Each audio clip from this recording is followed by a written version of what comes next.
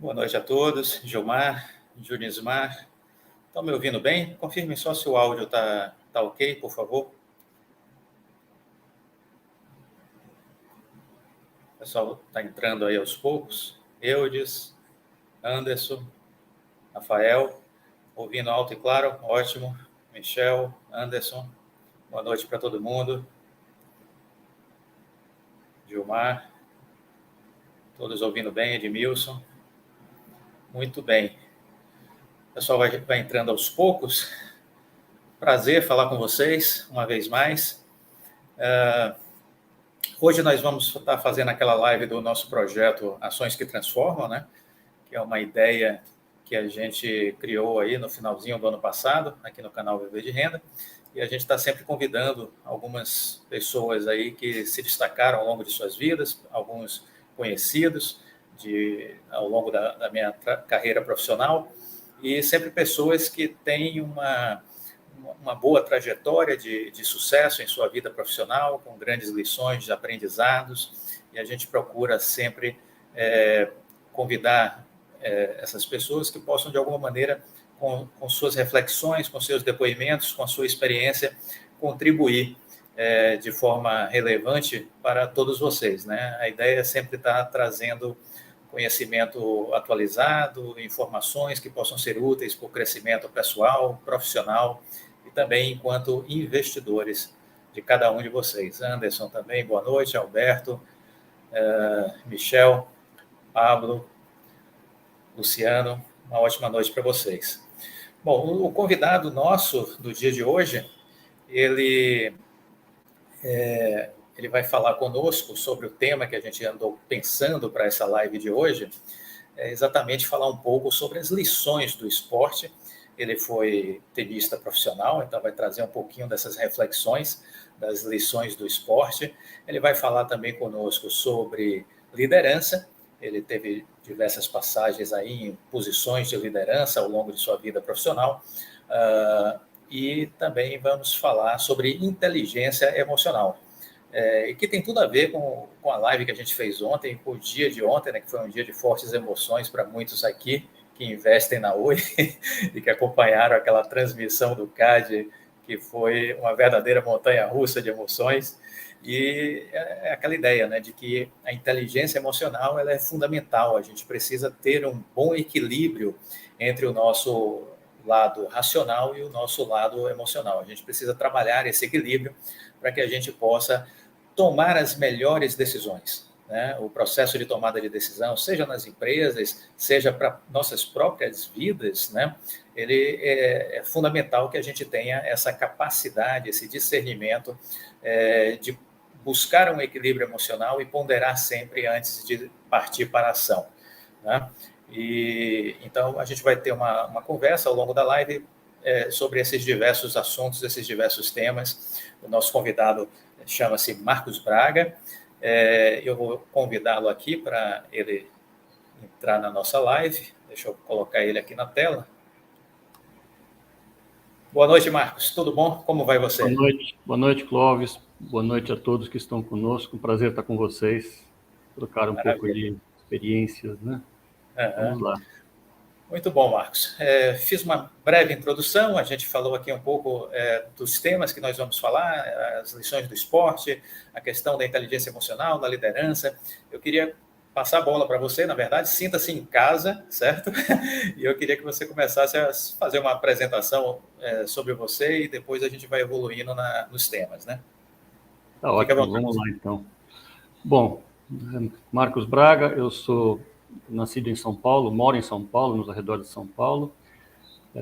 Sou administrador de empresas, formado pela Universidade de São Paulo. Fiz curso de pós-graduação na ESSEC Business School na França e cursei um mestrado também na USP, né?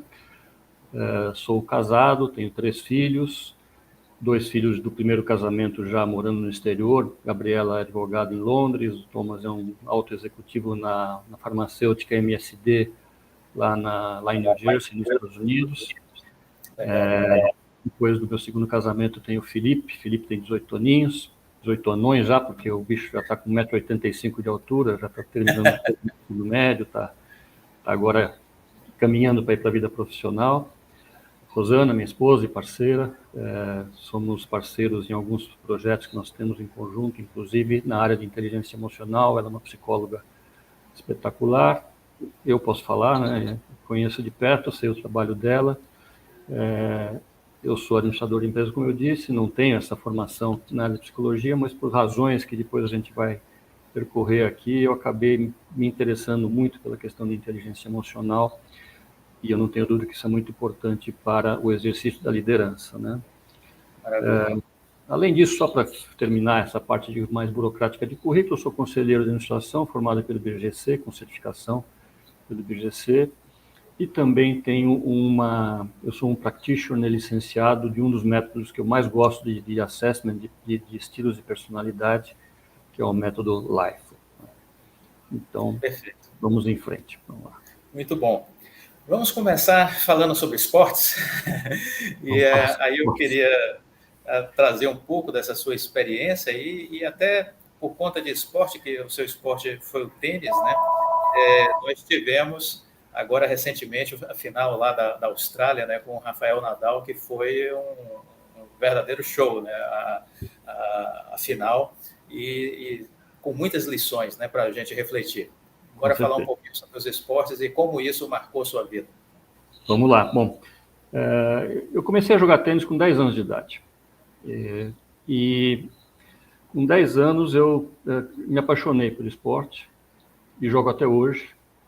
E legal. Tenho planos concretos de jogar o Mundial de Tênis de Seniors de 2045.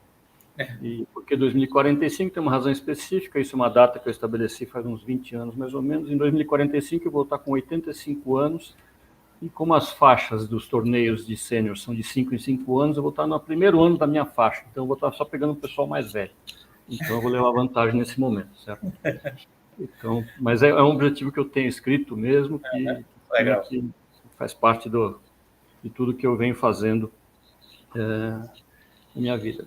Eu tive a oportunidade de me desenvolver bastante no esporte, eu joguei tênis em alta performance, fui da seleção brasileira de tênis em muitos torneios internacionais, com maior destaque para os Jogos Pan-Americanos de Porto Rico, em 1979. Em 1982 eu tive a oportunidade única, que era um sonho de criança, de jogar a Copa Davis, representar o Brasil na Copa Davis. E isso, de certa forma, hoje eu tenho a consciência do quanto tudo isso, toda essa experiência foi importante depois na minha vida como executivo no mundo dos negócios, né? Então eu queria, longe de mim querer ensinar qualquer coisa a alguém, ainda mais num contexto como nós temos hoje, que o conhecimento voa e que as coisas se transformam tão rapidamente. Mas eu acho que compartilhar um pouco como isso me afetou talvez ajude a inspirar pessoas em suas próprias trajetórias, tá? Então, a minha experiência com o tênis começou, como eu disse, muito cedinho, e eu fui atleta profissional. Eu joguei tênis em nível profissional dos meus 17 até os meus 20 e poucos anos. Já estava na faculdade, mas continuava jogando torneios profissionais, até que chegou uma hora que aí não teve jeito, né? Tem que fazer estágio, tem que ir trabalhar, etc. Então, naquele momento, a decisão foi bom. Agora, isso virou lazer. Já não é mais. Nunca foi profissão de verdade, mas eu jogava em nível profissional, jogava torneios com prêmios em dinheiro, esse tipo de coisa.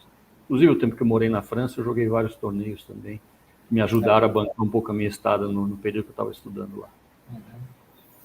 O que é que o tênis assim, traz de fundamentos que você entende que foram fundamentais no decorrer de sua vida profissional?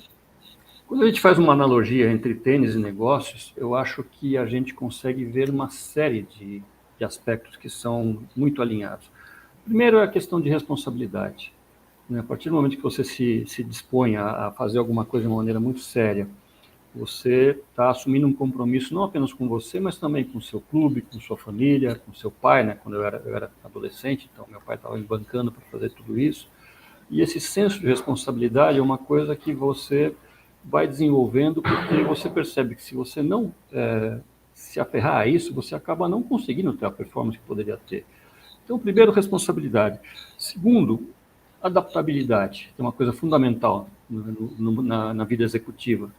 você tem que se virar. Você falou o exemplo do Nadal, que teve que virar um jogo quase impossível. Ele só virou esse jogo em quase impossível por causa justamente da capacidade dele de se adaptar. E nós vamos falar um pouquinho mais para frente sobre, talvez um pouco mais sobre esse jogo, mas é você ter essa consciência de que talvez o jeito que você está fazendo não vai funcionar, então como é que faz para mudar? O que você vai fazer? Tem que saber reagir, tem que saber achar um caminho, né? E no esporte isso é uma coisa natural e você praticamente, jogo a jogo, torneio a torneio, você acaba tendo que lidar com isso, né? Em terceiro lugar, resiliência. Porque você sofre uma pressão enorme, uma pressão. O tênis, ainda por cima, é um esporte individual. Então, você não tem muito a quem recorrer, a não ser em situações muito específicas em que você está fazendo um jogo de equipe, que é permitido você conversar com o seu técnico e tudo. Então, você não tem a quem recorrer. Você entrou lá dentro, começou o jogo, você tem que lidar. Só depende de você. Só depende de você, o mérito é seu, o fracasso é seu, mas você se cobra e sabe que depois também vai ser cobrado se não fizer as coisas do jeito certo. Então, essa pressão muito forte, ela é constante também, né? Para quem joga em alta performance, torneios de alto nível, você tem essa pressão de uma maneira permanente. Planejamento. Você vai jogar um torneio, você vai se preparar, como é que vai ser essa preparação, né? Em que nível vai ser, com quantas horas de treino, quantas horas de preparação física, com quem você vai treinar, quem são os nomes que estão naquele torneio, então quem que eu consigo pegar aqui para treinar, para poder me preparar para um estilo de jogo que eu vou encontrar pela frente, muito provavelmente. Então, essa parte de planejamento é fundamental. Foco, né? Você tem que realmente, para poder ter alta performance, você tem que dedicar muito, né, não apenas do seu tempo, mas da sua atenção àquilo, né? Perseverança. A gente sabe que a gente perde muito, muito mesmo antes de começar a ganhar. Em qualquer esporte. Em qualquer esporte, né? E no esporte individual mais ainda. Eu fiz meu primeiro jogo com 2 meses de aula de tênis. E fui lá feliz da vida fazer o meu primeiro jogo e levei de 6-0, 6-0. Inapelável. Era aquele momento da verdade, né? Você fala, bom, e agora? Vai ser ou não vai ser? Vamos continuar ou vamos largar por aqui, né? E por nenhum instante, eu vou falar um pouquinho mais à frente também, mas por nenhum instante me correu largar, né? Que mais? Espírito de equipe, mesmo sendo um esporte individual, mas você, mesmo no tênis, você participa de equipes, de clubes, de seleções, né, tem sempre mesmo jogos de dupla, que é uma mini equipe, mas também tem essa questão de você saber lidar com os outros, né? Junto com isso vem respeito ao próximo, seja ele oponente ou não, né? Respeito ao próximo é uma coisa que o esporte impõe praticamente, você acaba sendo quase que segregado se você não tiver esse tipo de comportamento. Mas uma coisa muito interessante, os 3 últimos que eu vou colocar, acho que são talvez os mais interessantes. Eu comentei, né, aos 10 anos de idade eu fui lá jogar e levei de 6-0, 6-0. E ali eu aprendi uma coisa que depois, só agora, na vida adulta, eu soube o real significado, que é a visão. Por quê? Eu levei de 6-0, 6-0, e eu lembro que eu ia no banco de trás do carro com meu pai me consolando, me explicando que tudo bem, eu ia treinar o saque, eu ia começar a acertar o saque, não ia fazer tanta dupla falta, esse tipo de coisa, né? E eu só consegui enxergar uma coisa, né? Naquela mesma época estava tendo os jogos de Copa Davis lá no Clube Pinheiros, eu fui com meu pai assistir e tal. Eu só consegui enxergar uma coisa, eu falei, um dia eu vou conseguir jogar daquele jeito. E foi uma visão. O que é isso? É o conceito puro de visão, certo? Você fazer um retrato do futuro, você enxergar, né, uma cena congelada de um filme lá no futuro e você se ver naquele filme e falar o que vai ser isso, né? O que eu vou ser naquele momento, né? Então quando você faz um esporte como esse, você olha para o futuro, olha lá na frente, você tem objetivos e você enxerga o que você vai querer ter, né, conquistado em um determinado ponto. E finalmente, talvez aí o mais importante de tudo, o tênis, principalmente, ele mostra que você pode ser absolutamente competitivo e absolutamente ético ao mesmo tempo. Para quem não está familiarizado, nos torneios de tênis, a molecada vai lá jogar, né? A partir dos 10 anos de idade já tem torneios, até menos às vezes, e não tem juiz nos jogos. Cada um é dono do seu lado da quadra. E o adversário vai lá e manda aquela bola que sai assim, 2 milímetros da linha, né? E o garoto fica tentado a falar que foi fora, né? Ou então foi boa, né? Pegou 2 milímetros de linha, no tênis se pegar 1 milímetro de linha, 99% fora é 100% dentro, né? Então o garoto fica tentado a falar fora, mas a imensa maioria não fala fora. A imensa maioria olha para o lado e faz aquela cara de puta, que azar, não sei o que e tal. E aí você vai ver onde costuma dar confusão é com os pais, não é com a molecada na quadra, com os pais do lado de fora. O pai fala, vai fora, e o outro fala, vai fora. Os torcedores. Começa aquela discussão. Mas ele, o garoto, desde pequenininho, ele é obrigado a lidar com aquele conflito ético, dele querer tanto aquele ponto que é tão importante, que ele quase acha que foi fora, mas no fundo ele acha que foi boa, ele vai ter que tomar uma decisão e dizer para o adversário qual é a chamada que ele vai fazer, se é fora ou dentro. E da mesma forma, como eu falei com relação a espírito de equipe e humildade, esse tipo de coisa, o garoto que acaba não tendo um padrão ético, ele acaba sendo segregado. Então ele aprende desde cedo que ele precisa, que convém ele ser correto, ele ser ético, ele fazer as coisas, né, dentro das regras, porque isso vai ajudá-lo depois a se ambientar melhor, a crescer no esporte.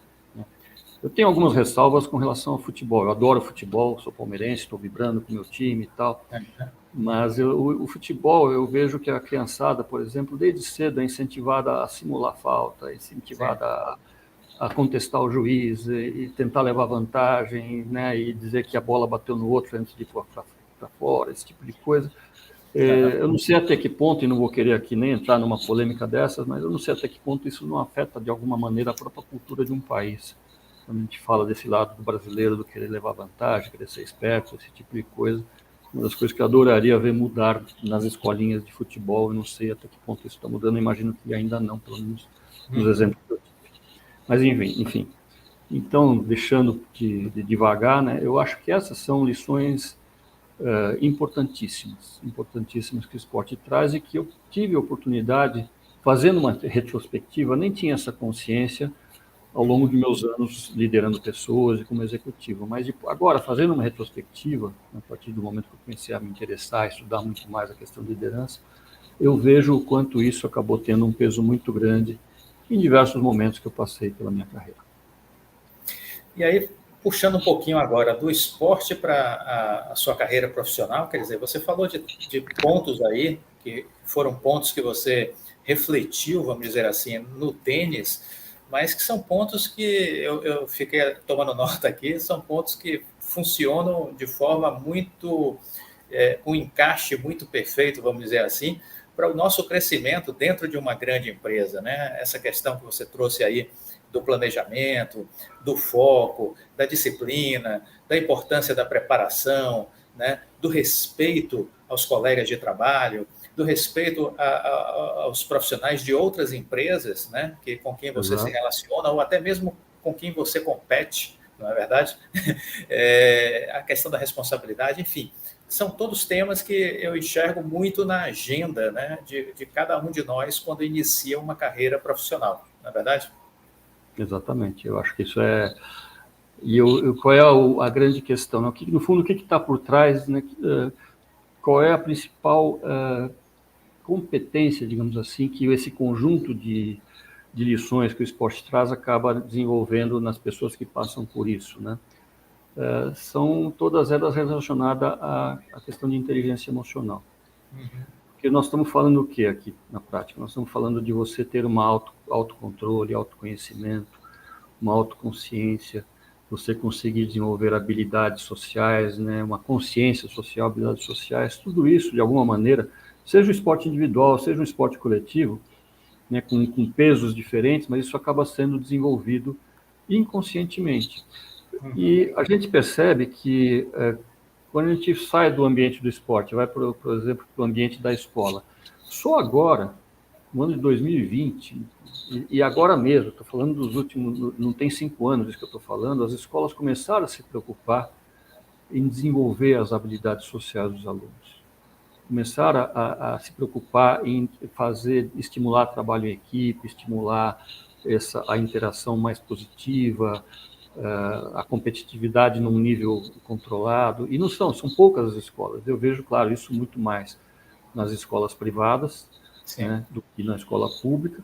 E não vejo ainda, agora estou começando a ver nos cursos, principalmente nas provas seletivas, nos vestibulares, as faculdades começando a se preocupar com isso. Mas não tem curso sobre isso, não tem. Então você vê o jovem chegando na empresa, muitas vezes muito bem preparado tecnicamente, já vem com, né, uma formação de uma escola de primeira linha, às vezes já vem até com, alguns chegam quase que um MBA já pronto, que já emenda um no outro, tudo, mas não vem com essas habilidades sociais bem desenvolvidas. E isso acaba, não digo necessariamente comprometendo, mas acaba retardando o processo de crescimento, acaba tornando ele mais dolorido, né, mais sofrido, mais cheio de obstáculos, né? Então, isso é uma coisa que, além do que, ao longo da trajetória também, em diversos momentos, você percebe que você pode cair em armadilhas por conta justamente da falta, né, do nível adequado de inteligência emocional. Então, isso, eu não tenho a menor dúvida que uma das principais características, quando a gente fala do esporte para os negócios, é criar uma base, pelo menos uma base inicial de inteligência emocional que com certeza vai fazer diferença e permite esses jovens estar um passo à frente, muitas vezes, em relação aos demais. Marcos, me permita fazer um recorte, até para a gente falar um pouquinho rápido dessa época. Quando nós nos conhecemos, você presidia a HSM. E a HSM era uma das grandes empresas à época, uma das precursoras exatamente da formação de pessoas de área de liderança, executivos de empresas.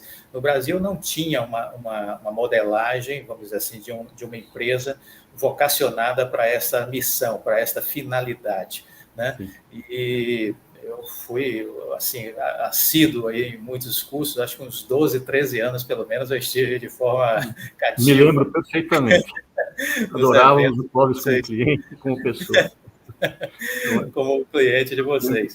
E foi uma oportunidade porque nós tivemos grandes pensadores do mundo empresarial, né?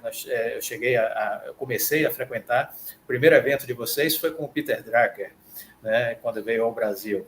E depois Jim Collins, Michael Porter, Han Charan, Jack Welch, enfim, pessoas do mais alto nível do mundo e do pensamento empresarial.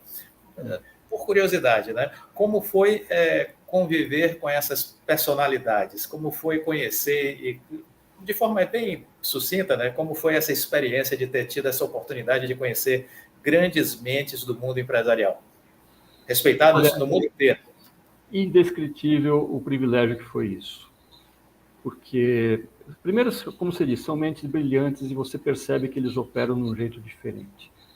Principalmente em termos de capacidade de enxergar o que vem à frente. Perfeito. Assim, eles conseguem enxergar muitos anos à frente, né? O Tom Peters tem uma frase que ele cunhou nos anos 90 e que vale tanto para os dias de hoje, por exemplo. Ele falava, né, if you're not confused, you're not paying attention. Ou seja, se você não está confuso, é porque você não está prestando atenção. Isso ele falava nos anos 90, por quê? Porque ele já percebia naquele momento o começo da subida, da aceleração, né, dessa questão da era exponencial que nós estamos vivendo hoje. E assim, isso acabou para mim sendo um privilégio fantástico, porque eu tive a oportunidade única de ter acesso a esse conhecimento, que nós éramos obrigados a saber o que estávamos fazendo. Porque talvez assim, para fazer, como você disse, um recorte, então um parênteses rápido, né? Para quem nasceu depois dos anos 90, talvez a HSM seja um negócio inconcebível do ponto de vista de modelo que existia então, né? Mas naquela época não existia a internet do jeito que a gente conhece hoje, a internet já estava começando, mas não existia do jeito que a gente conhece hoje, né? Não existia acesso a conhecimento de primeira linha fácil aqui no Brasil, você tinha muita dificuldade de ter isso, você podia ter pelos livros, mas o livro é uma coisa difícil, que você tem que ir lá, comprar, ler, interpretar, entender, né? Então, a ideia de trazer esses grandes nomes e fazer eventos em que você pudesse durante um dia inteiro, ou em alguns casos 3 dias, ficar lá interagindo e convivendo com diferentes desses palestrantes e tendo todas essas linhas de conhecimento, isso permitia aos líderes aqui do Brasil justamente com esse conhecimento se inspirar para tomar decisões quase que no dia seguinte para o seu negócio. Então ia para um evento desses, talvez 90% do que era falado lá talvez não ficasse tão registrado assim, tudo, mas se tivesse lá 2 boas ideias que mudasse o negócio dele, quanto valeu isso, né?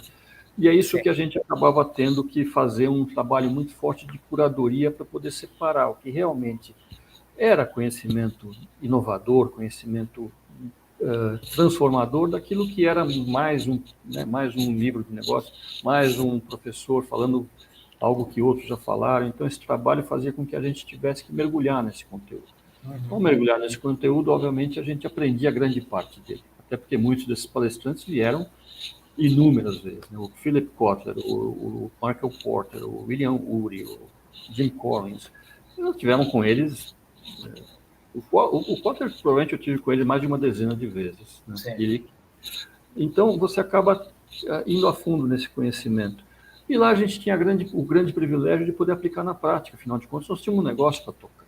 Perfeito. E esse negócio era um negócio que precisava de conhecimento de ponta para poder tocar, porque, embora não fosse enorme, era um negócio razoavelmente grande e tinha diferentes áreas de negócios. Estamos no mundo da televisão, no mundo da internet, dos eventos, revista, né? Tinha uma revista que tinha muitos milhares de assinantes. Então, era um negócio desafiador e nós tivemos o privilégio, como eu disse, de aplicar na prática esse conhecimento adquirido. Então, eu me sinto privilegiado, porque, afinal, durante 14 anos, eu tenho certeza que o que eu aprendi lá vale por ouso dizer que vale por algumas dezenas de MBAs diferentes. Muito bom, super obrigado por esse depoimento aí. Realmente, eu acho que foi um momento muito marcante que a gente teve a oportunidade de usufruir aqui no Brasil.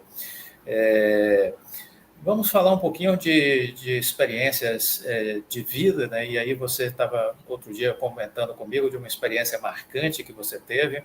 Eu queria que você contasse um pouquinho essa experiência, o quanto ela mudou a sua percepção em relação à vida. Foi um fato, vamos dizer assim, rápido, mas que marcou e foi muito transformacional para você, né?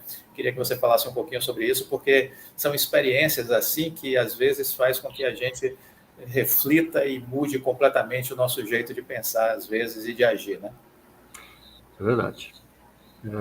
Quando eu converso com pessoas assim falando sobre o tema que nós estamos falando hoje, eu digo, eu só estou aqui falando com vocês porque eu morri.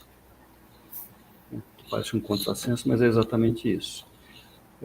Em 2010, eu lembro que eu estava passando um período muito difícil por um problema de divergência de visão de futuro em relação à própria empresa, né? E com relação ao conselho, eu tinha uma visão, o conselho outro, eu era CEO, e nós tínhamos um período muito tenso ali. Eu estava sob uma pressão enorme e eu fui fazer uma biópsia, um exame, né, de uma investigação que eu estava fazendo lá, e foi tudo ótimo, perfeito, tal. Quando eu estava para ir embora, que vem lá, né, eles trazem um sanduichinho para você comer, você senta, come o sanduichinho, assina a fichinha e vai embora. Eu só me lembro de falar para minha esposa, eu estou passando muito mal. E eu ouvi ela falar, quer que eu chame a enfermeira? E pronto, eu apaguei, não sabia mais nada. E eu apaguei completamente. E aí o que veio é relato da minha esposa, né? Ela disse que eu comecei a ter uma convulsão, comecei a soltar um ruído horrível, né, gutural, assim, e revirar o olho. Ou seja, estava tendo uma síncope ali, corpo inteiro tremendo. Veio a enfermeira imediatamente, que ela gritou, pediu por ajuda. Felizmente eu estava lá no Hospital Sírio-Libanês, na sala de recuperação, então tem uma infraestrutura espetacular à disposição. Rapidamente me acudiram, me deitaram na maca, eu continuei ali estrebuchando, tremendo, tudo. E de repente, pum, eu apaguei e estava conectado lá, né, aos monitores, tudo, e ficou a linha reta, né, flatline. E a maquininha apitando, meu coração tinha parado. O coração parou. Minha esposa me viu morrer na frente dela. O coração que foi testado foi o dela, não o meu, mas o meu parou. E, bom, vendo aquilo, código azul, desceu um monte de gente, tudo, mas a enfermeira reagiu rápido, eu acho que foi coisa de minuto, no máximo um minuto, coisa até eu voltar, né? E eu me lembro que eu estava assim, eu tenho certeza que o que causou isso foi o nível de pressão que eu estava vivendo. Eu estava num dia que eu estava achando que eu ia matar alguém, ou ia ser morto por alguém, tão tenso que eu estava. Apesar de todo um background que eu fiquei aí me gabando agora para vocês, inteligência emocional do esporte, etc. e tal, mas chega uma hora que a gente não tem essa consciência e se deixa levar, e eu me deixei levar. Me deixei levar pela pressão que eu estava vivendo. Eu tirei de perspectiva o que realmente era importante, né? E aquilo... Tecnicamente, o que aconteceu provavelmente foi uma reação à anestesia. Isso fez com que a minha pressão baixasse demais. Eu tive uma síncope vasovagal, que é quando você deixa o sangue desce, né? Na hora que eu sentei, o sangue desceu do cérebro e, portanto, o cérebro deixou de ser oxigenado. Normalmente isso não é um problema sério, isso rapidamente a pessoa volta. O que não é normal é parar o coração, e meu coração parou. E se não tivesse esse suporte lá, não tivesse minha esposa do lado, provavelmente eu não estaria aqui falando com vocês. Então, eu estou aqui falando com vocês. E por que eu resolvi investir tanto, né, depois disso, em inteligência emocional? Porque eu percebo que se eu tivesse mais recursos na época, provavelmente eu não teria que ter passado por esse susto, não teria que ter submetido a minha esposa ao susto que ela tomou. Porque o dela foi 1000 vezes maior que o meu. Sim, ela me viu. Você não estava vendo nada, ela estava vendo nada. Ao contrário, sabe que até um consolo para quem não tiver passado por isso, espero que não passem, né? Mas morrer não dói. Você nem percebe. Para minha esposa, eu estava em sofrimento extremo, estava ali estrebuchando, soltando um ruído horrível. Né? Para ela, eu estava com dor, tudo isso. A única coisa que eu me lembro é que eu paguei tenso e acordei num nível de tranquilidade absurdo, como se eu tivesse despertado de um sonho bom. É como se tivesse feito um Ctrl Alt Del e eu voltei no modo, né, processador não estava, a memória não estava a 110%, o processador não estava girando a 1000, eu voltei, né, zerado. Essa foi a única impressão que eu tive. Mas é evidente que isso causou para nós um impacto muito grande, porque a gente começou a pensar o que poderia ter sido. Foram 10 segundos, a gente está conversando normalmente e apagar. 10 segundos, não mais do que isso. Então, isso, não que isso tenha sido... Eles disseram o quê? Eu fui embora para casa no mesmo dia, me varreram de cima a baixo, fiz uma série de exames, fui ver se não estava algum tipo de choque, né, de sangramento interno, de algum tipo de consequência do procedimento que tinha sido feito. Nada. Assim, o diagnóstico foi síndrome vasovagal. Agora, normalmente não é acompanhado de uma parada cardíaca, uma parada cardiorrespiratória, como eu tive. Então, claro, depois disso fiz uma bateria de exames, meu coração foi testado de cabo a rabo, nada. Tudo verdinho, tudo bonitinho, estou jogando tênis até hoje, sem qualquer tipo de preocupação, porque de lá para cá todos os check-ups perfeitos. Mas, por isso que reforça a minha percepção de que, de fato, aquilo foi causado por um tremendo estresse que eu estava vivendo. E eu estava me deixando levar. Responsável por isso? Eu, mas ninguém. Não era o conselho, não era eu. Eu era responsável por viver essa situação. Agora, não é que isso aí mudou minha vida, não é que, sabe, aí no dia seguinte eu era outra pessoa. Não, de jeito nenhum.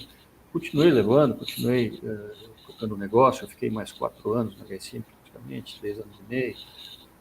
Mas aquilo foi uma espécie de ponto de virada, porque ali eu percebi o quanto seria importante desenvolver mais os recursos emocionais para poder lidar com situações como essa.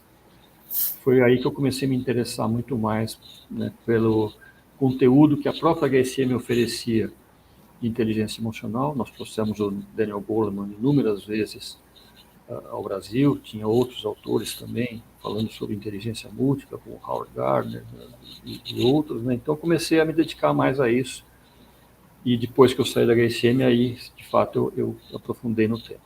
Foi aí que eu fui buscar, inclusive, uma formação na parte de assessment de estilos de personalidade, e hoje eu trabalho muito na consultoria, né, que eu sou sócio, eu trabalho tanto oferecendo serviços de desenvolvimento de liderança, que pega muito pelo lado da inteligência emocional e do casamento de estilos de personalidade.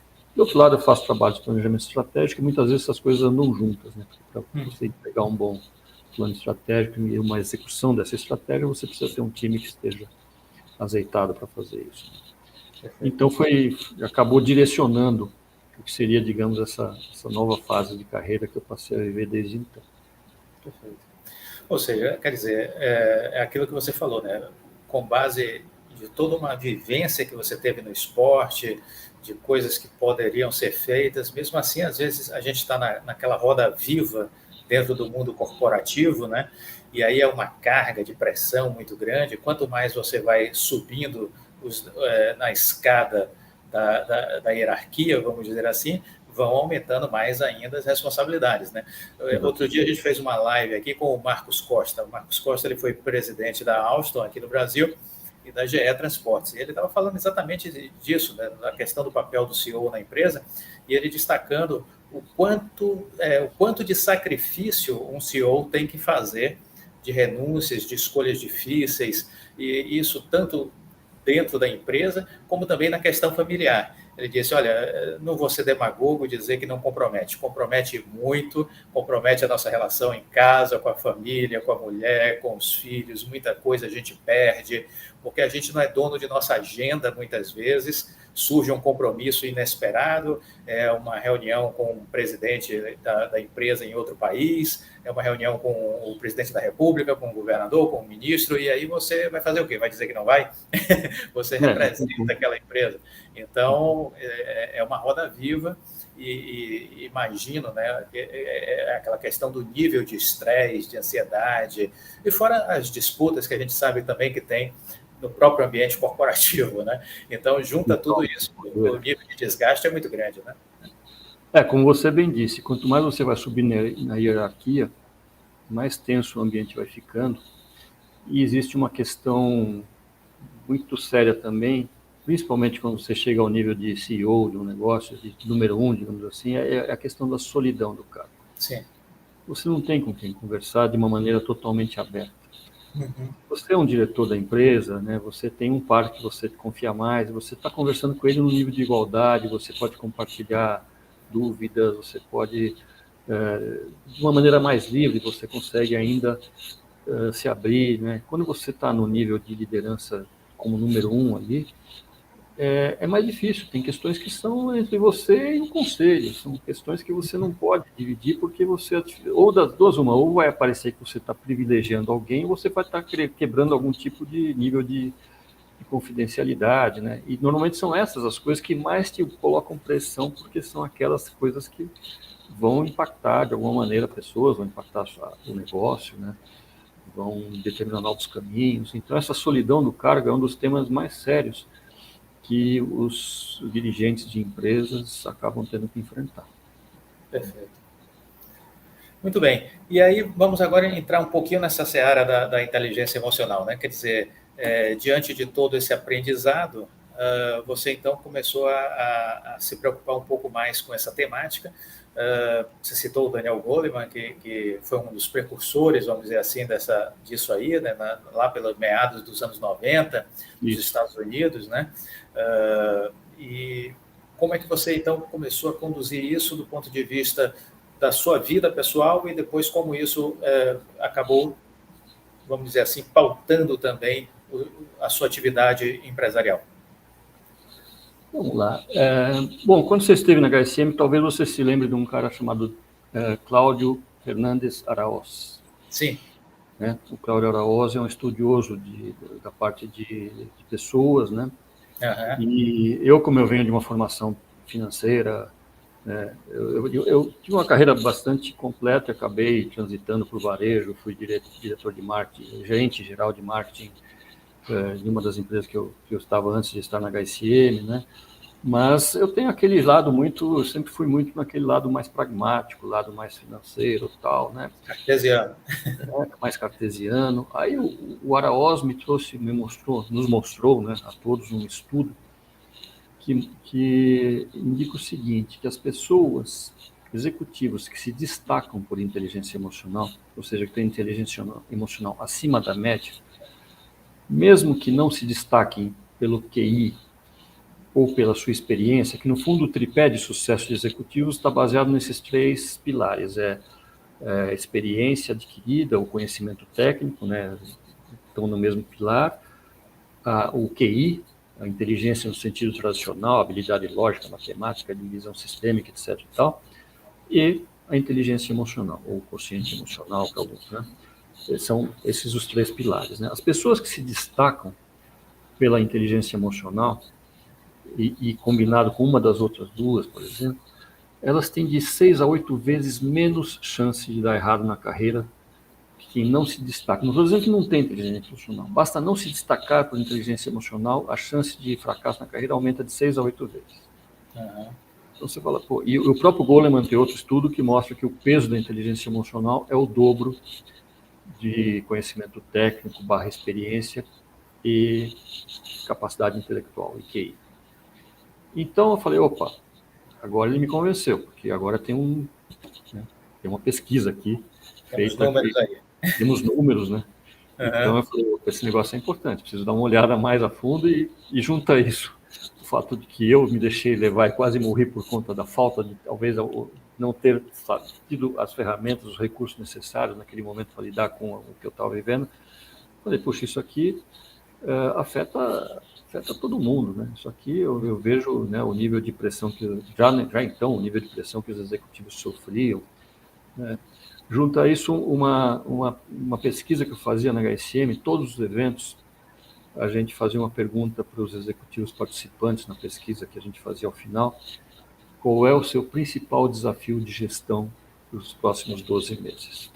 Sim. E aí eram respostas abertas, mas eu classificava aquilo de acordo com palavras-chave para poder jogar nos principais temas que a gente tinha, que no fundo eram o que? Era pessoas, liderança, estratégia, marketing, vendas, negociação, inovação.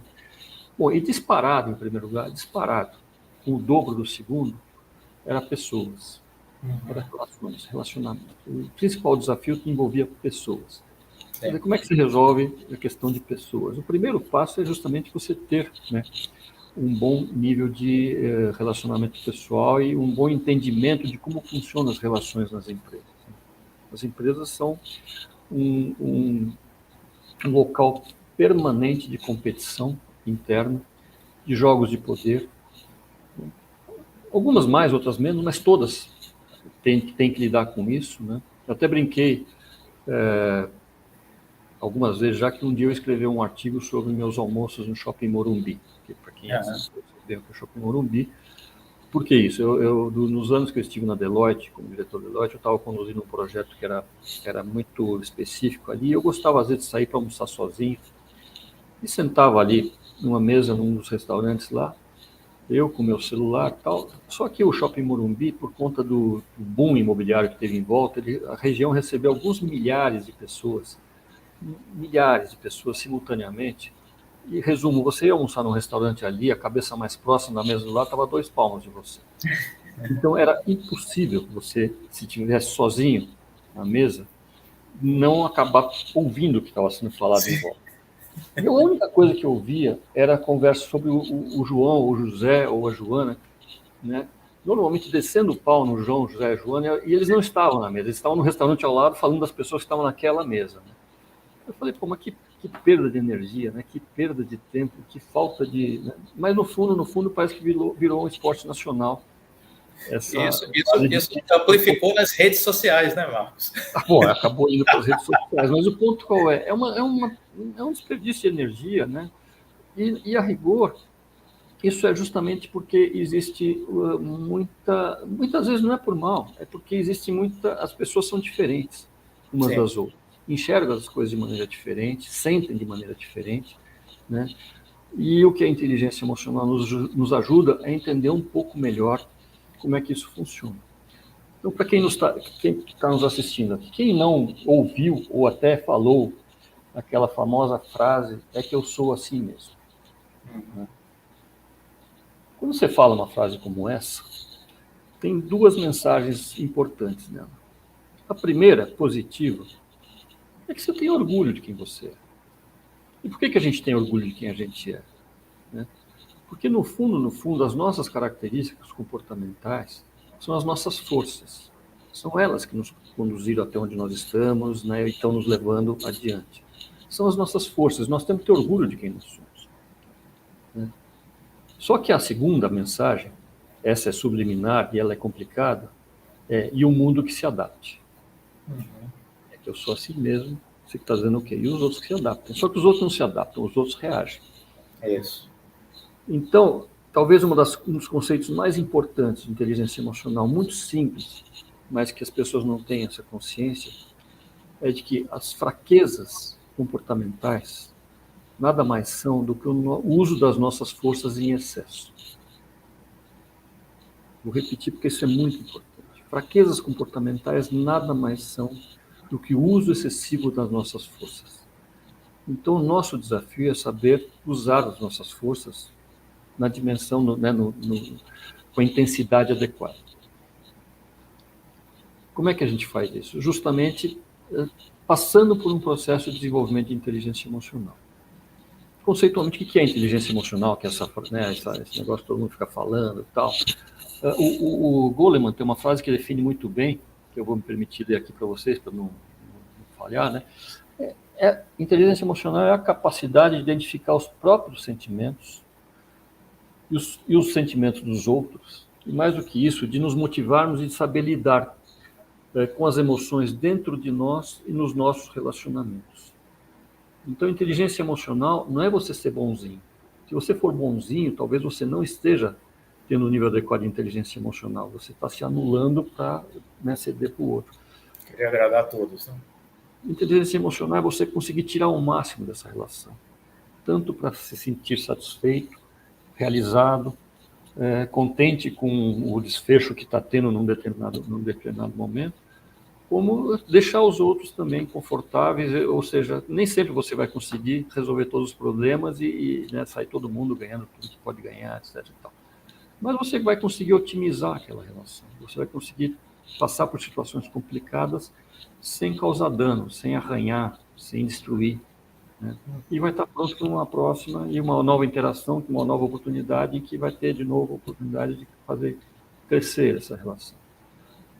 Quando a gente vê o ambiente de negócios e principalmente um líder quando está lidando com sua equipe, é super importante conhecer as características comportamentais de cada um dos componentes, porque muitas vezes, como eu disse, o que é A para mim é B para você, é C para o outro. A gente enxerga as coisas de maneira diferente e a gente dá prioridades diferentes dependendo dos estilos de personalidade que nós temos.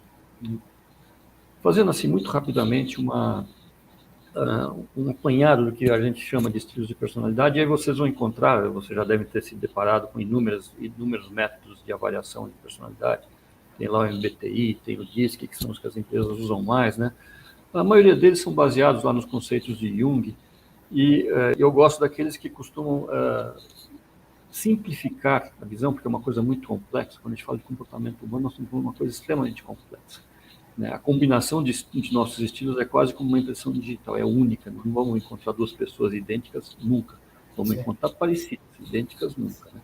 Mas no fundo, todos nós temos os diferentes estilos de personalidade presentes em nós, e de modo geral você tem 4 estilos. Um estilo te orienta para a ação, o outro estilo te orienta para a razão, um terceiro te orienta para a excelência, e um quarto te orienta para a harmonia, para a integração, para a interação entre as pessoas, né? Ou seja, para um ambiente mais leve. Né? Quando você olha para a sua equipe, certamente você tem pessoas diferentes, e espero, inclusive, que tenha pessoas diferentes, porque essa é a maneira de você ter uma equipe complementar, em que uma consegue suprir as lacunas. As melhores equipes são essas, são as complementares. Né? As melhores equipes são essas complementares, exatamente, né? Só que muitas vezes existe dificuldade de entendimento, principalmente quando esses estilos aparecem com os comportamentos excessivos, como eu comentei. Então, a pessoa de ação que tem um comportamento excessivo, ela vai atropelar, ela vai fazer as coisas, né, sem esperar, muitas vezes vai atropelar tudo e deixar um rastro de sangue pelo caminho, vai fazer as coisas acontecerem, mas vai causar um dano danado no caminho. Pessoas pautadas pela razão, se estiverem no excesso, vão pensar demais, vão esperar, vão travar o processo. Né? E assim vai, pessoas pautadas pela excelência vão querer tudo perfeito, nada vai estar bom, 99,5% no cérebro. Né? E pessoas que estão mais pautadas pela parte da harmonia e integração, muitas vezes não vão no nível de profundidade adequado. Né? Preferem panos quentes, preferem deixar as coisas mais acomodadas, sem, deixando passar, às vezes, coisas que não pode deixar passar. Né? Então, isso aqui é uma pincelada muito, mas muito na superfície, mas só para as pessoas que estão nos assistindo entenderem um pouco como é que funciona esse jogo de forças. Né? Então, isso tudo, no fundo, é a raiz dos principais problemas que existem de relacionamento dentro das empresas e a raiz das principais dificuldades que as pessoas, ao liderar, acabam enfrentando. Né?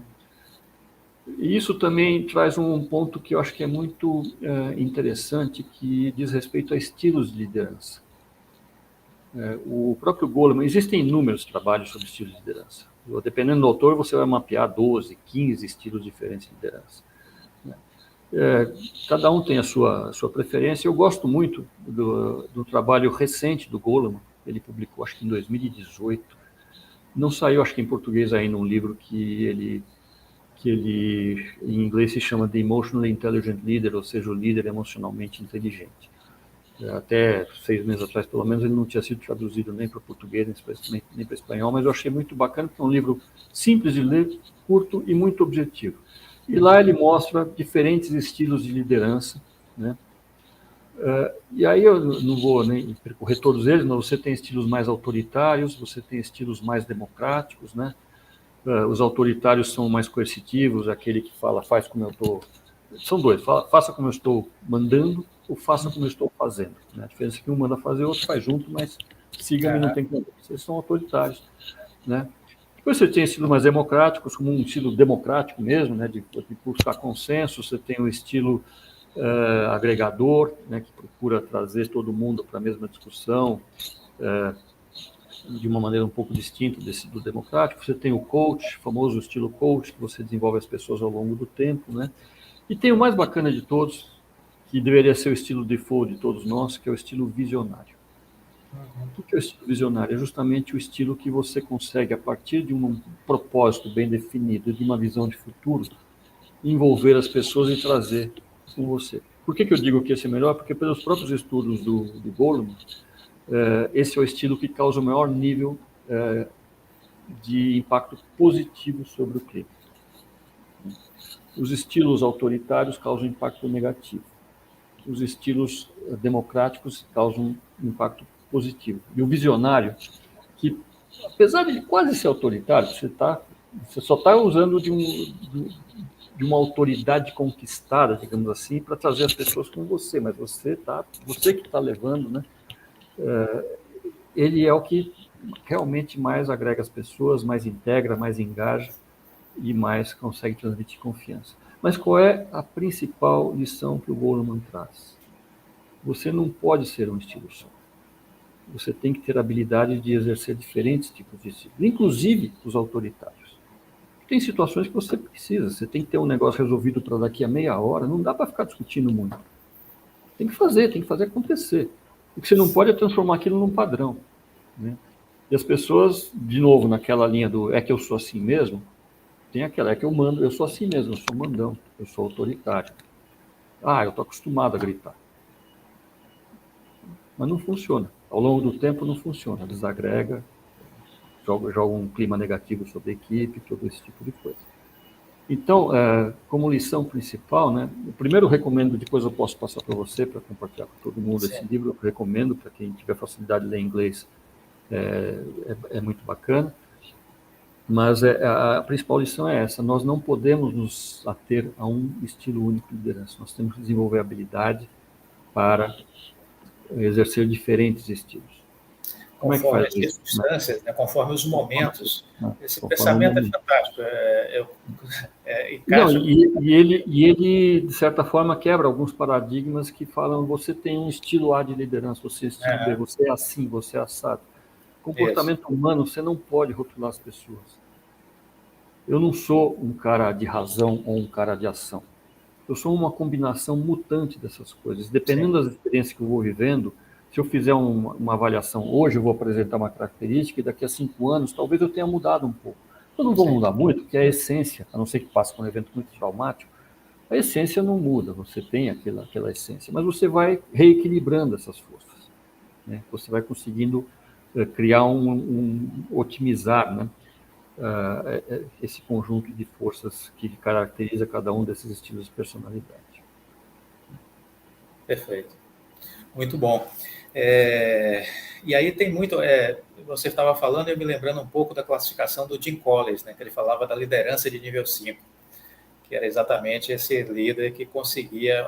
Acho que quando eu me lembro um pouco do Jim Collins, ele trazia um pouco disso, desse líder que às vezes era aquele cara que ia na frente, às vezes era aquele cara que ia junto, que ia atrás, que permitia que as pessoas tivessem o espaço, às vezes ele era mais incisivo e tinha um pouco desse líder visionário, né? Então acho que naquela classificação do Jim Collins, a liderança de nível 5 era um Então, pouco essa combinação de não, muitas faces. mas a principal característica que ele trazia do líder de nível 5, aquela que realmente diferenciava ele do líder de nível 4, que era um nível espetacular Sim, também, era a humildade.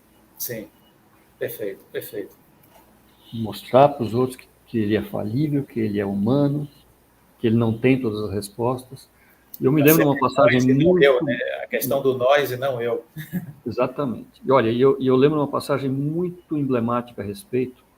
Eu não vou dizer o nome porque seria, embora seja absolutamente verdade, e os fatos depois comprovaram isso, mas eu teve num dos almoços que eu tive com um dos grandes líderes globais de uma empresa multinacional e que teve depois diversos problemas seríssimos por conta das suas características pessoais. A gente estava comentando, e eu não sabia dessa característica dele, né? A gente estava comentando justamente sobre, era um dos eventos que o Jim Collins ia fazer uma aparição, e a gente comentava justamente sobre isso. E eu me lembro, a gente estava conversando em inglês até, né, e tal, e eu me lembro quando eu tive a ousadia de dizer que o grande líder, o que diferenciava ele era ser humilde. A reação desse cara foi mas foi de tanto desdém, de tanto, mas assim, foi agressiva a reação. Uhum. Mas de absoluto desprezo por mim, pelo Jim Collins e por qualquer outro que estivesse concordando com esse tipo de afirmação. Uhum. E depois a história veio e varreu ele do mapa fragorosamente por conta do estilo de personalidade que ele tinha. E, de fato, eu concordo 100% com essa visão do Collins. Isso tem muito a ver justamente com a questão do líder visionário, tem muito a ver com a questão do líder estadista, que a Betânia Tanuri Sim, também coloca, né? No fundo, é um conjunto de características que humaniza esse líder. Não existe mais espaço para aquele líder hollywoodiano, tipo Mel Gibson, com a espada levantada, que vai na frente e vai passar por cima de todos, que tem resposta para todas, imediata para qualquer questão, né? E já sabe de tudo, e você fecha o olho e vai atrás, porque ele sabe, você sabe, sabe o que está fazendo. Não existe espaço para esse tipo de líder. sim, Na verdade, nunca existiu, mas o ambiente atual, ele pune muito mais sim. quem não souber transitar melhor, né, nessa questão de saber dosar as suas forças e saber lidar com os outros. Uhum. E ainda pautando um pouco nessa questão corporativa, né? Dentro desse perfil de que nós temos nas empresas pessoas com as mais diferentes características, que se encaixam olhando as suas forças em diversos perfis. Como é que você evidencia aí mais essa questão do papel do líder, né, como um grande maestro de uma orquestra, como uma pessoa que precisa saber tirar o melhor de cada um? Como é que fica aí a importância ainda maior da liderança nesse aspecto aí de articular as equipes, né, e liderar equipes de fato vencedoras, né? Então, acho que aí o primeiro passo realmente é conseguir conhecer mais a fundo as características de personalidade de cada um dos membros da equipe. E nunca querer emular na equipe quem você é. Porque não vai funcionar. Uhum. Cada um tem, como eu disse, cada um tem sua característica, cada um tem as suas forças, as suas fraquezas, digamos assim, como eu disse, que são os excessos de uso de forças, e também tem um outro conceito muito importante quando a gente fala de inteligência emocional, que são pontos cegos comportamentais. Qual é a diferença entre uma fraqueza e um ponto cego? A fraqueza comportamental, como eu disse, é você usar em excesso uma força, avançar o sinal. O ponto cego é aquele comportamento que nem aparece no radar. Seria esperado, mas não aparece no radar. Por quê? Porque o estilo de personalidade daquela pessoa faz com que determinado conjunto de comportamento, vamos supor que ele é um cara que tem, né, muito pouco destacado o lado da harmonia, daquele lado mais bonachão, né, da leveza, tudo, porque é um cara mais para ação e para razão, tudo.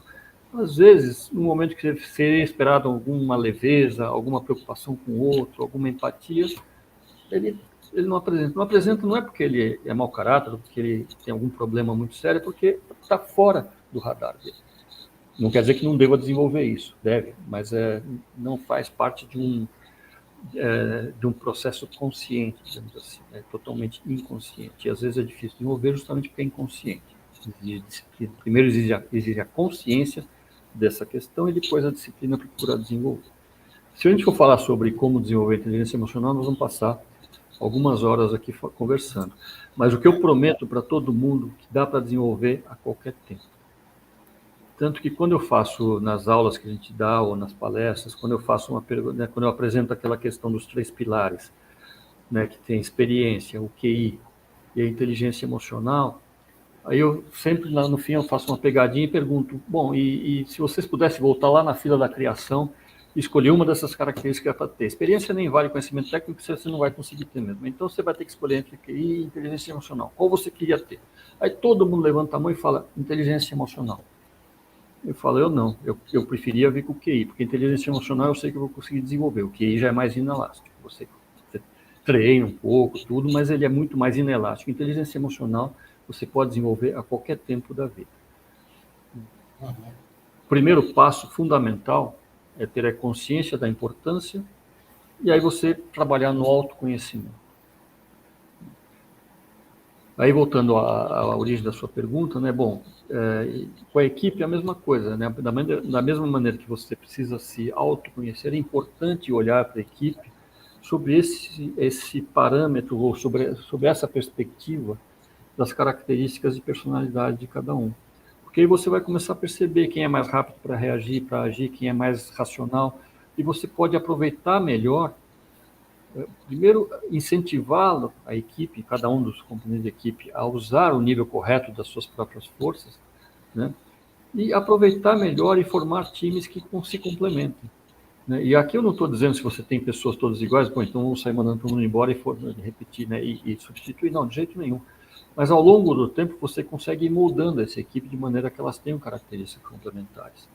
Tem lá o cara que é mais criativo, você vai ter o mais racional, você vai ter aquele que vai querer de qualquer jeito fazer as coisas bem feitas, vai puxar todo mundo para fazer melhor, entendeu? Você vai criando esse tipo de composição. Né? É simples? Não, não é, é super complicado. Mas a grande questão é que a maioria das pessoas não tem essa consciência. É uma quantidade enorme de líderes, inclusive de presidentes de empresas que a gente se depara nos trabalhos de consultoria, que querem ter pessoas todas iguais a ele. Sim. E aí fica um negócio totalmente desequilibrado, penso. E aí é onde está mais conflito, por incrível que pareça, tem mais conflito entre iguais do que entre diferentes. Sim. Às vezes entre diferentes tem falta de compreensão. Mas a briga, o pau pega mesmo, é quando você tem pessoas parecidas, porque elas acabam sendo mais intolerantes. Perfeito. A gente vai entrar agora já na reta final aqui do nosso bate-papo, e nessa busca você trouxe essa questão do autoconhecimento, né? Aí olhando um pouco cada pessoa que está aqui nos assistindo, né? O Jarbas, o Alexandre, o Evandro, o Jair, a Nara, o Éder Meneghel, cada um que está aqui nos assistindo nesse momento. Como é que a gente trabalha mais essa busca pelo autoconhecimento? Porque isso é uma coisa assim que eu... arriscando já falar um pouco minha visão, eu acho que isso é uma coisa ao longo da vida, né? Que você nunca está pronto e você nunca se conhece totalmente. Esse é uma busca permanente, o autoconhecimento.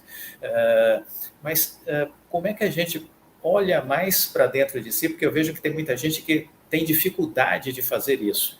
Tem muita gente que tem medo de se olhar no espelho, né? Eu brinco que quando muita gente aqui investe na bolsa, eu faço essa brincadeira, eu disse, olha, vai para frente do espelho. A imagem que você vai ver refletida pode ser o seu pior inimigo na bolsa de valores. Uhum. Porque se você for uma pessoa despreparada, se você não tiver equilíbrio emocional, se você não se autoconhecer, você vai perder seu dinheiro na bolsa de valores, você vai se machucar profundamente. E ontem tinha um inscrito do canal que de noite me mandou mensagem, eu acabei ficando falando com ele tarde da noite, e ele me relatava exatamente isso, que ele teve uma perda grande no dia de ontem na bolsa, exatamente porque chegou numa hora que ele não conseguiu se controlar. E aí ele vendeu ações com prejuízo. E depois ele ficou se maltratando de noite, se culpando. Poxa, como é que eu fiz isso? Né? Aí ele já passou para penitência, né? Se chicotando até tarde da noite, porque ele cometeu um equívoco, né? Como é que você falaria um pouco sobre isso e dar uma mensagem para cada um refletir também sobre isso? Eu acho que é legal a gente passar muito rapidamente, e vou passar rápido mesmo, sobre quais são os componentes da inteligência emocional para as pessoas poderem entender o conjunto. E aí eu vou seguir nos conceitos do Goleman, né? Na realidade, são 4 pilares de inteligência emocional. O primeiro é autoconhecimento, você conhecer suas emoções, você se entender melhor. Quando eu falei para vocês, né, bom, é que eu sou assim mesmo, né? Você, de certa forma, está reconhecendo quem você é. Mas o mais importante é você reconhecer quais são essas suas forças comportamentais, né? E aí eu convido cada um que está nos assistindo a refletir quais são as minhas forças realmente, quais são as minhas características de personalidade, comportamentais, que me definem e das quais eu tenho orgulho. Esse é o primeiro passo. O segundo é, bom, então vamos entender quais são as armadilhas em que eu posso cair. O que acontece a hora que eu vou no excesso nesses comportamentos? Eu sou uma pessoa crítica. O que acontece se eu sou uma pessoa que gosta das coisas bem feitas? O que acontece se eu vou no excesso? Eu fiz uma pessoa ácida, eu fiz uma pessoa agressiva, né, autoritária, eventualmente, né? Então, para cada um desses comportamentos, se você fizer uma extensão, você acaba entendendo o que é a consequência de você ir para o excesso. A partir daí, você já entendeu, conseguiu, de certa forma, mapear quais são as suas fraquezas comportamentais. Eu repito mais uma vez, né, para fixar bem o conceito, a fraqueza nada mais é que o uso excessivo da sua força. Então, você consegue entender. Então, assim, isso significa pelo menos que você tem um nível razoável de autoconhecimento a partir do momento que você consegue mapear isso. O segundo componente é a autogestão. É você saber as consequências disso e você saber controlar isso, então. É você saber, bom, quais são os gatilhos que me fazem ir para o excesso comportamental. Aí já não é mais só autoconhecimento, é autogestão, é uma autoconsciência, você saber, né? Então, primeiro passo, autoconhecimento, conhecer suas emoções e como elas atuam. Segundo passo, autogestão, você saber controlar, dosar isso. Esses são características muito individuais da inteligência emocional. Terceiro e quarto pilares são a consciência social, qual é o meu papel nesse time, qual é o meu papel nesse grupo, o que se espera de mim, o que eu devo fazer para estar integrado, assim por diante. E o quarto, e talvez o mais difícil, são as habilidades pessoais, interpessoais. Sim. Comunicação, ser um catalisador, ser um provocador no bom sentido, você conseguir, né, crescer a discussão junto com os outros. Então, tudo isso existe toda assertividade no conceito correto da palavra, né? E tudo isso, então, faz parte desse quarto pilar. O passo inicial são os 2 primeiros, autoconhecimento e autogestão. Como é que você faz autoconhecimento de maneira mais técnica, mais profunda? Você pode tanto fazer um assessment como esse que eu ofereço, ou que outros oferecem, tem tantos por aí, as empresas todas, quase as grandes empresas, pelo menos em algum momento, o executivo passou por uma ferramenta de assessment. Não pode tomar isso como uma verdade absoluta, como um rótulo, como eu disse, dizendo você é isso, você é aquilo. Se for no MBTI, lá você é um ISTP, você não é ISTP. Você, naquele momento que fez aquele teste, estava apresentando, né, deu respostas que indicam que provavelmente esse conjunto de características estão presentes. Não quer dizer que você daqui a 1 ano, 2 anos vai ser assim, mas você pelo menos tem um ponto de partida para refletir. Tá? Terapia, né, análise, esse tipo de coisa também, quando se for uma coisa mais que está pegando mais, você está sentindo que a coisa está pegando mais forte, terapia, os psicólogos têm excelentes ferramentas para você poder fazer um exercício muito profundo de autoconhecimento. E, de fato, o autoconhecimento é o ponto de partida. O grande problema, não chamo de problema, o grande desafio em termos de desenvolvimento de inteligência emocional é que é quase como um exercício, é quase como musculação. Qualquer programa que te prometa que você vai lá passar um fim de semana fantástico e vai estar ali transformado em outra pessoa, né? Você era um bicho do mato, virou a pessoa mais inteligente emocionalmente do mundo, isso é puro charlatanismo. Tá? Eu posso dizer de boca cheia, é charlatanismo. O que você consegue num programa de curto prazo é despertar a consciência e criar uma pílula, digamos assim, de autoconhecimento. Porque são provocações, são conceitos que fazem a pessoa refletir e que começa a colocá-la na direção certa. O processo depois, a partir do momento que você tem esse autoconhecimento, aí você consegue mapear melhor quais são os pontos a desenvolver e tudo. Aí é um trabalho constante, você vai fazendo isso e sem dor, é gostoso, você vai, né, vai aprendendo a lidar com isso. Passou por uma situação muito complicada, que a coisa saiu do controle, você estava lá numa reunião, de repente, né, degringolou de um jeito que você nem sabe por que aquilo aconteceu. Bom, volta o filme, né? Vai lá, vai para casa, tudo, volta o filme, vê quando a coisa começou a desandar e começa a tentar entender que jogos de forças e que conflitos e que né, características de comportamentos e personalidades estavam entrando lá em ação, seja do seu lado, seja do outro, para entender por que aquilo degringolou. Talvez na próxima vez você não já vai estar melhor preparado para enfrentar uma situação assim. Perfeito. Então é um processo de longo prazo, né? Mas é um processo que vale muito a pena. Sim, com certeza.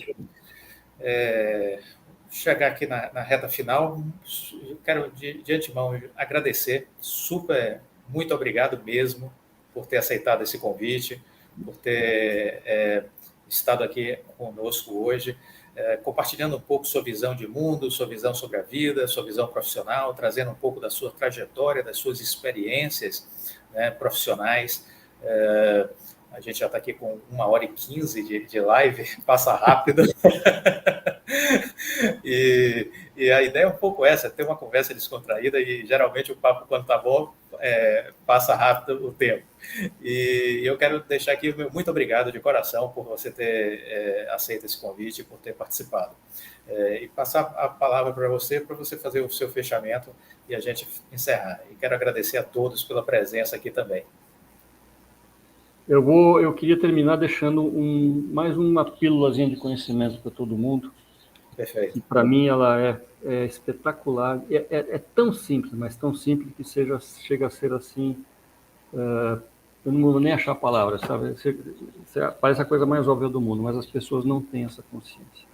Então, seria mais fácil mostrando uma tela, mas eu acho que as pessoas conseguem vislumbrar o que eu vou dizer. Imagina 2 eixos, tá? Um eixo vertical, um eixo horizontal aqui. No eixo vertical, você coloca no alto a palavra verdade e na parte de baixo você coloca mentira. No eixo horizontal, você coloca no lado esquerdo dele raiva e no lado direito você coloca amor. Toda comunicação que a gente tem, toda interação acontece nesses 4 quadrantes que a gente desenhou aqui. O que acontece quando a gente fala uma mentira com raiva? Fake news e coisas que vêm acontecendo são exemplos típicos disso, mas nas empresas está cheio, na hora que um pega a cabeça com o outro e vai lá e difama e faz o diabo. O que você está causando? Você está causando destruição da relação. O que acontece quando você fala uma verdade com amor? Que é o outro... Aliás, desculpa. O que você fala uma mentira com amor. O que é uma mentira com amor? A gente vê tanto nas empresas, em processos de feedback, que não quer entrar a fundo nos problemas, não quer colocar o dedo na ferida, então, né, dá uma aliviada, tudo. Você cria uma ilusão. Não vai causar um dano imediato na relação, mas vai causar um dano, vai arranhar e vai deixar um problema para o futuro. Se você fizer uma verdade com raiva, você tem razão no que você está falando, mas você está falando do jeito errado, agressivo. É uma agressão. E se, finalmente, você fala uma verdade com amor, isso é construção. E o que eu quero deixar da mensagem é o seguinte: mesmo os estilos autoritários de liderança podem ser exercidos sempre no quadrante da verdade com amor.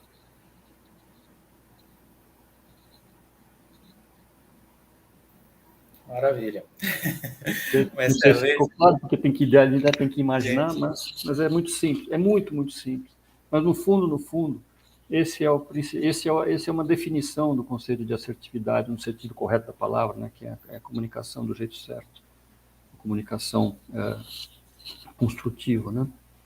Então, eu queria agradecer demais pela oportunidade de estar com vocês, compartilhar um pouco dessa experiência, como eu disse, sem a pretensão de querer ensinar alguém, mas talvez de inspirar, provocar o pensamento, né?